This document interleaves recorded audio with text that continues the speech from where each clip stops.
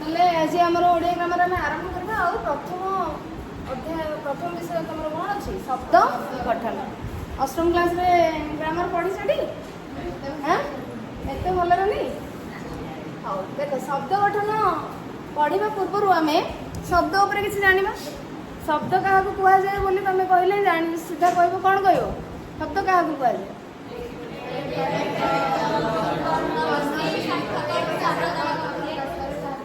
एक बा एकाधिक वर्ण अच्छा एक बा एकाधिक वर्ण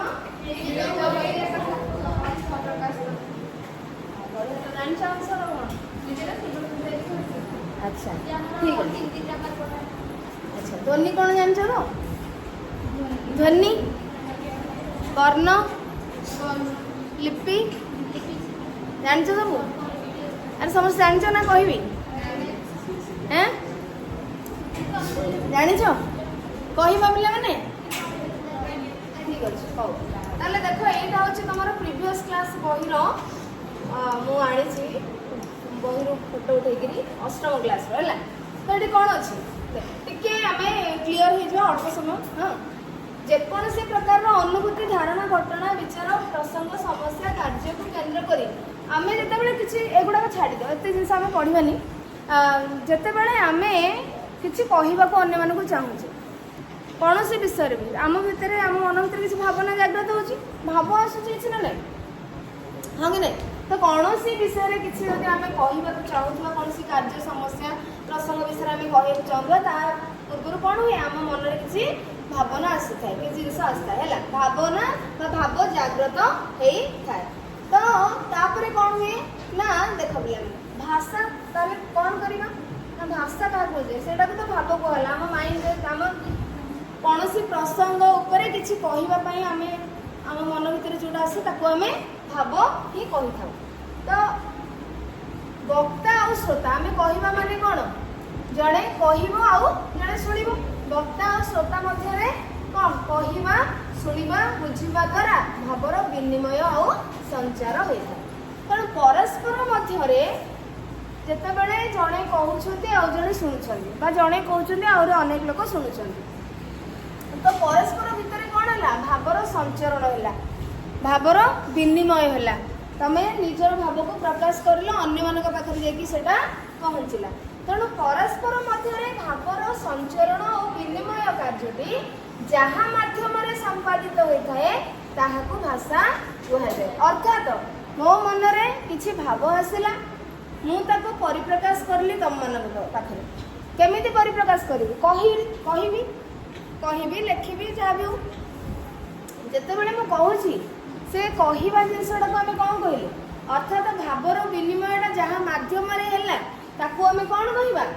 भाषा ही कहवा है परस्पर मध्य भावर संचरण और विनिमय कार्यटी भावर प्रकाश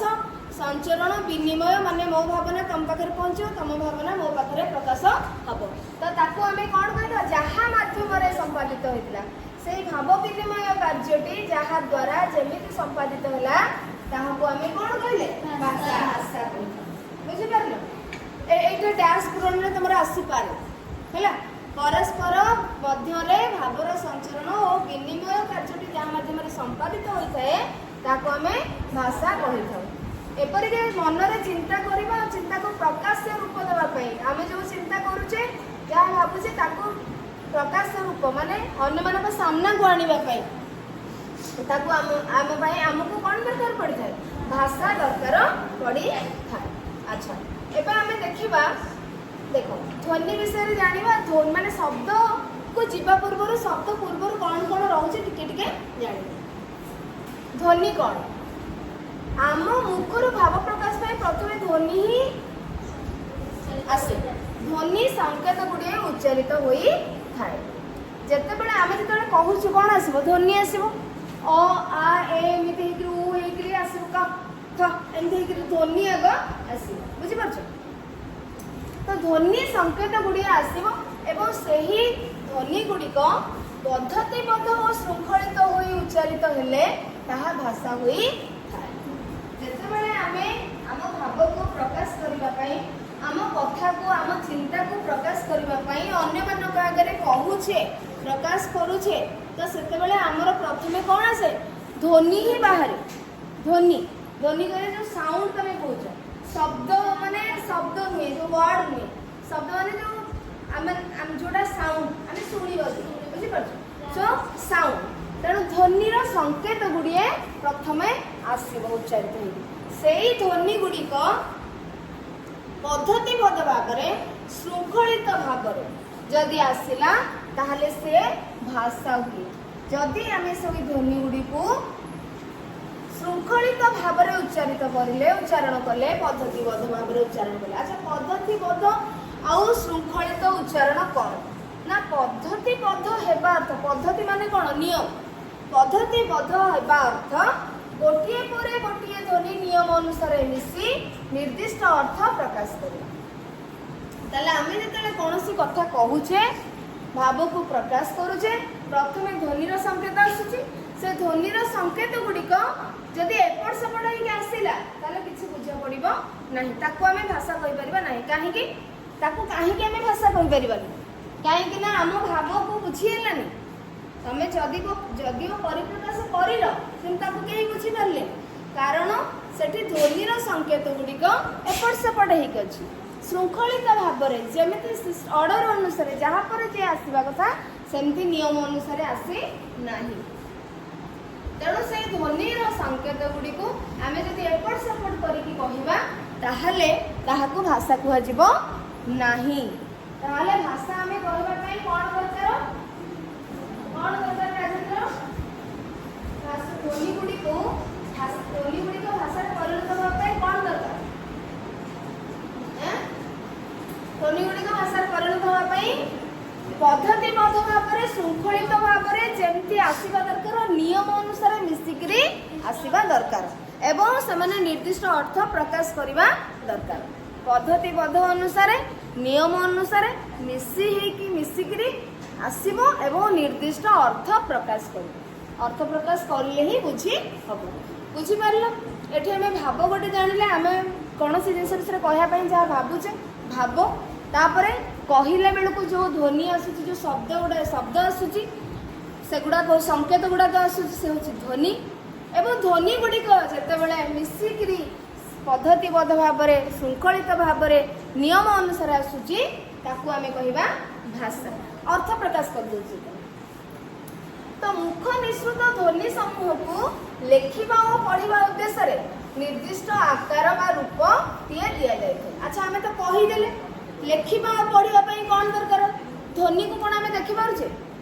आम शुणी पारुचे ध्वनि को आम देखिपे कि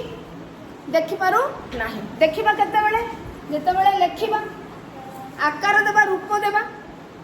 जितेबाला ताको रूप देदेबा सेतेबाला आम देखिपर तो रूप देदेला परे आम ताको लेखि माने लेखिदेला परे पढ़ी भी पारिबा देखि भी पारिबा हाँ कि नहीं तेणु से ध्वनि समूह को मुख निःसृत ध्वनि समूह को साउंड जो आसूची ताकू आमे जेतेबेले आकार दे दउचे निर्दिष्ट आकार बा रूप दे दउचे ताकू आमे से रूप को कोन ध्वनिर निर्दिष्ट आकार निर्दिष्ट ध्वनिर निर्दिष्ट आकार बा निर्दिष्ट रूप को वर्ण बा लिपि कहा जाए ताले बुझी परलो भाव ध्वनि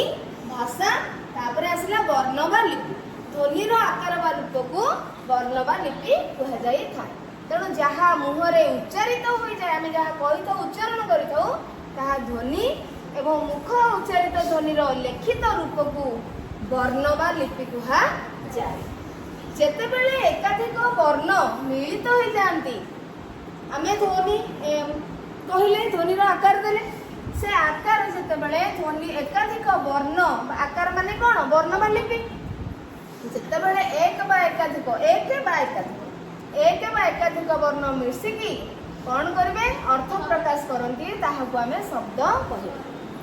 कहला एक बा एकाधिक वर्ण बा लिपि मिलित होई जदि अर्थ प्रकाश करिथांती ताहले आमे ताकू शब्द ही कहिबा तो आमर प्रथम विषय कौन अच्छी चैप्टर अच्छी शब्द गठन ताले शब्द क्या कहुए जानी पार अरे शब्द क्या कहुए जानी पार तो शब्द गठन केमिति करबा शब्द कौन जानिले तो आम करबा। हाँ तो देख एबे देख एक बा एकाधिक वर्ण द्वारा पुणी आउ टिके किछि जिंस जानि जाओ एक बा एकाधिक वर्ण द्वारा गढ़ा जाइथिबा सार्थक शब्द एकाधिक वर्ण गोटिए गोटिए रे भी हे परियो गोटिए वर्ण रे भी शब्द हेई पारुछि केमति हबो आमे देखिबा हला। एक वर्ण गोटे वर्ण जदि हमको अर्थ दउछि भाव प्रकाश करूछि बा एकाधिक वर्ण मिसिकरी जदि सार्थक शब्द सहित मिलित होइकरी भाव प्रकाश करूछंती अर्थ प्रकाश करूछंती हम जहाँ कहू चाहूँ सेटा प्रकाश माने बुझी होछि ताहले ताको उक्ति कहा जाए। सार्थक और स्वाधीन होई भाव प्रकाश करूथवा उक्ति को वाक्य कहा जाए। जदि हमर एकाधिक वर्ण मिसिकरी सार्थक भावरे शब्द करिके शब्द को मिसेइकरी हमर भाव को प्रकाश करूछंती ताहले आमे ताको उक्ति कहबा। किंतु से उक्ति को आमे वाक्य कहि परिबा कि केते बेले उक्ति को गोटे उक्ति को वाक्य कहबा सार्थक और स्वाधीन जदि हेइथिबो अर्थात जे उक्तिटी मनर भाव को संपूर्ण परिप्रकाश करूथिबो से अधा ओ रखी नथिबो। मु जेते बेले आसिली एटा मध्ये गोटे उक्ति मु जेते बेले आसिली किंतु तमे संपूर्ण बुझी पारुछो कि मु जहा कहली कोन कहया को चाहूची इनकम्प्लीट रही अधा रही गेला ना नहीं। हां मु जेते बेले आसिली से पहुंची एते एबे कंप्लीट हैला तेणु सार्थक और स्वाधीन होई भाव जो प्रकाश करूची जो उक्तिटी ताकू ही वाक्य कुहा जाई थाए। ताले आमे शब्द पाखर वाक्य रे आसी पहुंचले भाव प्रकाश रे समर्थ सार्थक शब्द गुड़िकर समारोह ही वाक्य। देखो गोटे जिनस को आमे विभिन्न प्रकार अर्थ रे माने विभिन्न प्रकार शब्द प्रयोग करिकि कहि पारे जेंति कि वाक्य रो डेफिनेशन कोन संज्ञा कोन तमे कहबो कोन एक बा एकाधिक शब्द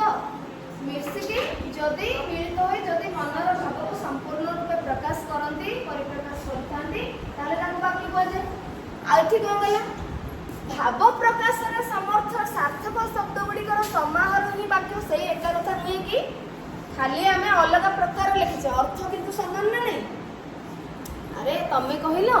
एक बा एकाधिक शब्द मिलित होई जदि मनर भाव को संपूर्ण रूपे परिप्रकाश करंती ताहले ताको वाक्य कह जिवो। पुणी से जिनस को आमे भाव प्रकाश रे अर्थात मनर भाव को संपूर्ण प्रकाश भाव प्रकाश रे समर्थ होइतिबा सार्थक शब्द गुड़िक र समाहार तामाने आमे कोन कहिदिले एक बा एकाधिक शब्दर समाहार मिलित होइकरी भाव प्रकाश एठी भाव प्रकाश अछि जदि भाव प्रकाश रे समर्थ होई बाबा परिप्रकाश करंती ताकू आमे वाक्य कहबा हैला। ताले एका जिंस जदि एगुडा को सब तुमको माने मल्टीपल चॉइस रे पडिबो ताले करि परिबो आसीबो तमरो माने खाली शब्द गठन अछि बोली जे खाली शब्द ऊपर आसीबो सेमिति नुहे भाषा का को कुआ जाय वाक्य को कुआ जाय उक्ति का कुआ जाय एगुडा को सब आसी पारि बुझि परलो। तो जेहेतु तमरो एटा क्लास 8 रे पढाई सारिछि बा क्लास 8 रे जिंस तन तमरो आसी पारे। तो एतो का हमें जानिले वाक्य जानि परले उक्ति जानि परले व्यास भाषार प्रधान अंग वाक्य ही होची गोटे भाषार प्रधान अंग काहेकि भाषा आमे केते बेले कहि जाऊ मनर भाव को प्रकाश करबा पई खाली शब्द कहले मनर भाव संपूर्ण परिप्रकाश होची कि हे पारो। तो मनर भाव केते बेले परिप्रकाश हो आमे जेते गोटे स्वाधीन वाक्य कहबा तेणु वाक्य ही होची भाषार प्रधान अंग। मने रखिबा को हेबो जे शब्द बा शब्द गुडी का पद नुहे अर्थात शब्द जहाँ पद सैया नुहे शब्द जहाँ पद सैया नुहे ताले केते बेले तमे शब्द को पद कहबो जेते बेले शब्द गुडी को वाक्य रे व्यवहार हेबे बुझि पारुछ। मने रखिबा हेबो जे सॉरी वाक्य रे शब्द भावबोधक होई व्यवहृत हेले ताहाको पद कहै जाय। गोटे वाक्य रे शब्द गुडी को भावबोधक अर्थबोधक भावना को परिप्रकाश करुथिला भली व्यवहार करा गले ही ताकू पद कुहाजिबो बा प्रत्येक शब्द को पद कुहाजिबो। खाली गोटे शब्द तमे लिखि दबो ताकू पद कहि परिबो नाही किंतु से जति गोटे वाक्य रे व्यवहार होछि से शब्द गुडी को ताहाले से वाक्य रे केतेटा पद अछि आमे कहिपारिबा बुझिपारलो ताले आमे डिफरेंस जानी गले तफात पार्थक्य कौन जानिले ध्वनि कौन भाषा कौन भाव कौन शब्द कौन उक्ति कौन वाक्य कौन पद कौन सब जानिले हैला एबे जिबा नेक्स्ट क्लियर हो जाओ एबे तळे लिखा हैतिबा उदाहरण आमे जतक पढिले तार विषय रे आलोचना टिके हैला एबे तळे लिखा हैतिबा उदाहरण गुडी को आमे पढिबा आ बुझी कोन लिखा जाय प्रथम लाइन में कौन लिखा है प्रथम लाइन लिखा है त उ ओ हैला स ए बडी सब लिखा है प्रथम लाइन में तापर सेकंड लाइन आसला त देखो त आ उ रही ताको मिसे कि सेकंड रे कोन करला तू कर देला तापर एटा गोटे रहिला ओ स्वाधीन वर्ण बा आमे को ध्वनि भी कहि परिया वर्ण ताको रूप दिया है वर्ण तापर एटा रहला स आउ ए मिसकी स आउ ए मिसकी से हे गेला ग अ मिसकी ग हे गेला छ अ मिसकी छ र ए मिसी रे हेला प आ मिसी पा ण ई मिसी णी हेला त ई मिसी दी हेला आउ अ हेला गोटे स्वर वर्ण जे ताले प्रथम रे हमकु कौन देछि आ द्वितीय रे कौन देछि आमे पढिबा तृतीय ग नंबर रे कौन अछि एठू आमे देखिले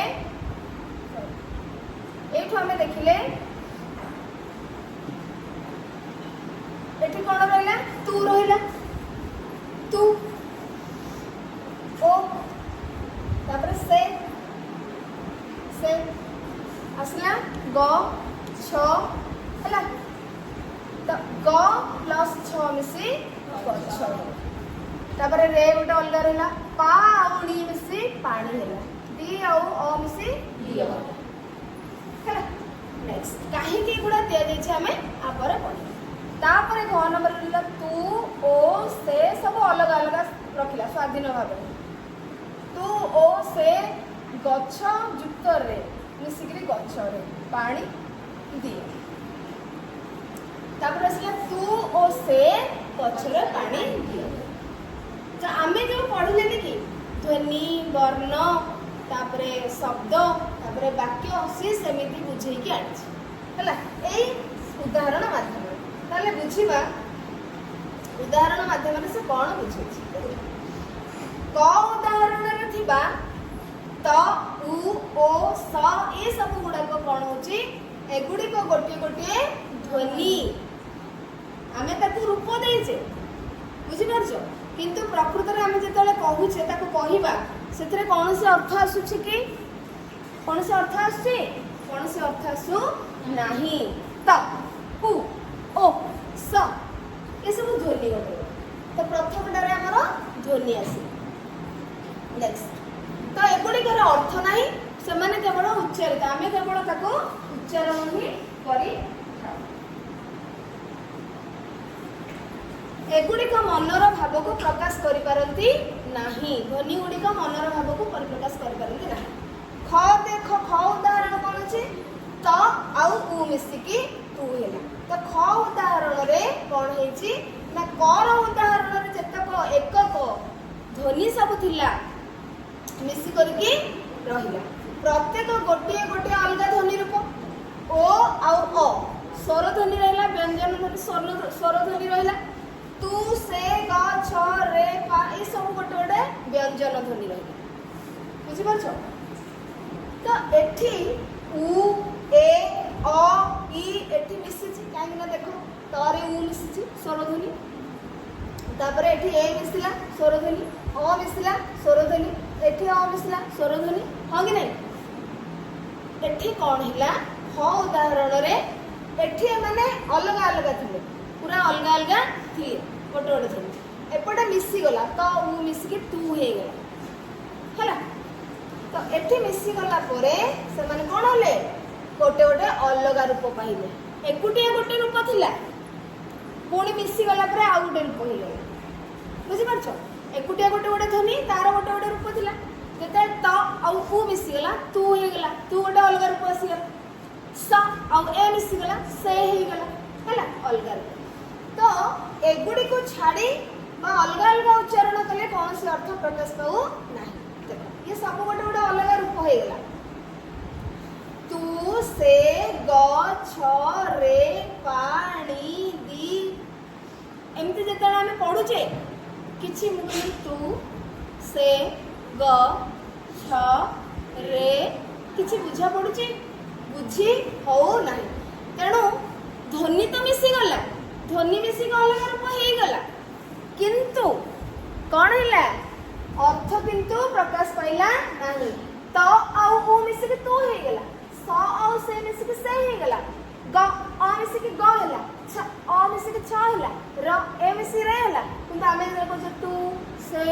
ग छ रे एमती त अलग अलग करके कहूचे सेते बेले कौनसी अर्थ प्रकाश पाऊ नाही जो नुआ रूप आरंभ हैला बा नुआ रूप जो सृष्टि हैला एक रु अधिक वर्ण मिसिकी तथापि से गुड़ाक आम जिते अलग अलग कहूचे से कौन प्रकार माने अर्थ आसू ना एगुड़ाक ताले कौन कह केवल ध्वनि बा ध्वनि समाहार कहू भाषा कह नेक्स्ट ग उदाहरण कौन है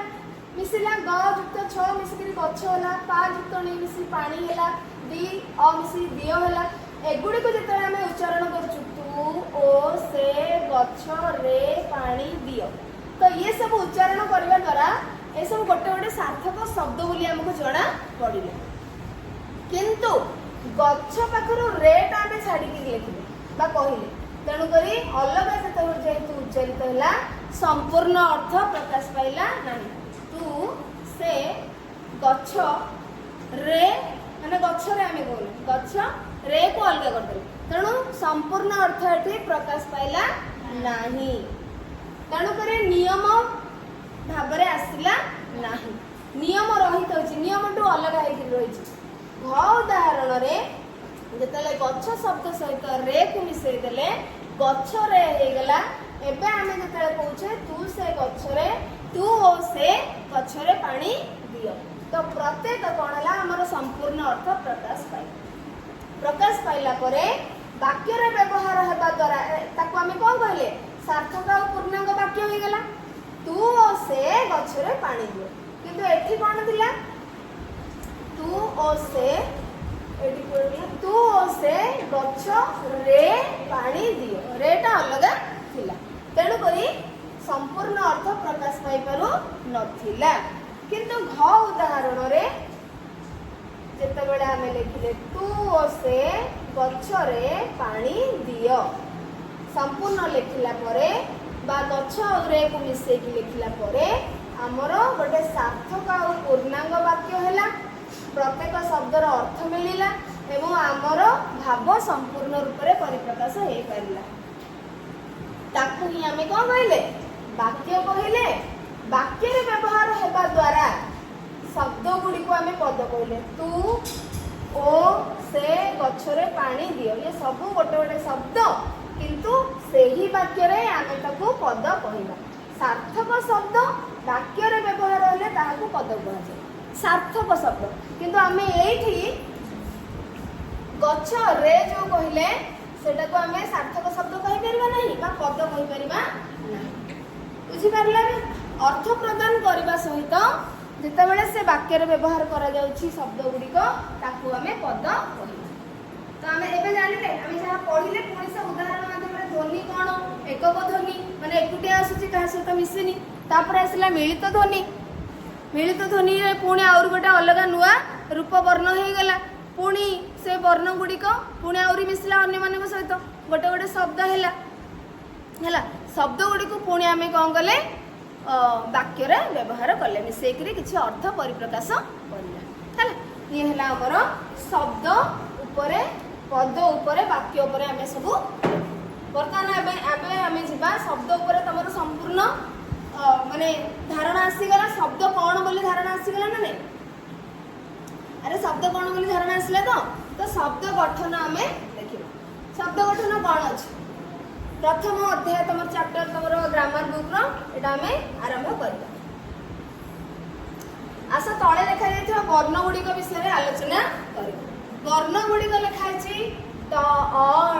ठ र ह ड। वर्ण आम कौन कहले जो ध्वनि उच्चारण होची तार लिखित रूप हाँ कि नहीं तार आकार। तो ये ट अ ठ र ह ड ये गोटे गोटे वर्ण हाँ कि नहीं वर्ण। अच्छा 4 नंबर कौन जाइए अ क ख घर नगर सरबत अनवरत एमती। तो प्रथम धाड़ी रे थिबा ट अ दुई रे अछि ण ठ